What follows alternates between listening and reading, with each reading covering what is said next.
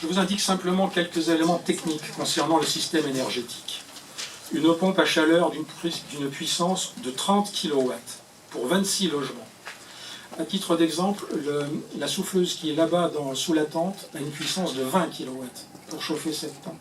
Et pour les 26 logements, nous avons une pompe à chaleur de 30 kW. Une VMC double flux, une installation géothermique, du thermique solaire, un système dit Power Pipe pour garder les calories des eaux usées, et même un ascenseur à récupération d'énergie.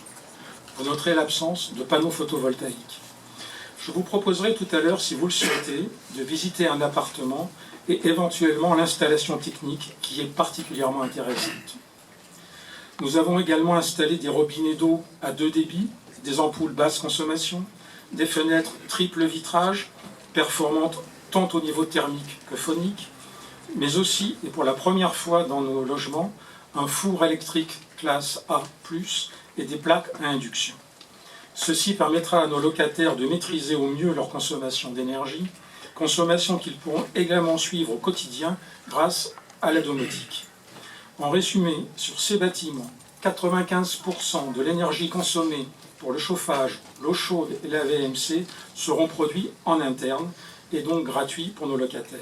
Seuls 5% seront fournis par le réseau.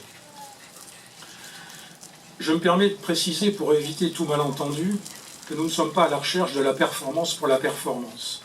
Le but que nous poursuivons est de construire des bâtiments très peu énergivores afin de participer à la diminution des gaz à effet de serre et très prosaïquement à la diminution des charges locatives. Les provisions de charges mensuelles prévues ici pour un appartement moyen chauffé à 20 degrés sont de 11 €. Pour le chauffage, l'eau chaude et la VMC double flux. Pour un appartement comparable construit dans les années 70, les provisions mensuelles pour le chauffage seul sont au minimum de 80 €. Nous pensons donc redonner ainsi du pouvoir d'achat à nos locataires, soit pour une année, quasiment un mois de SMIC.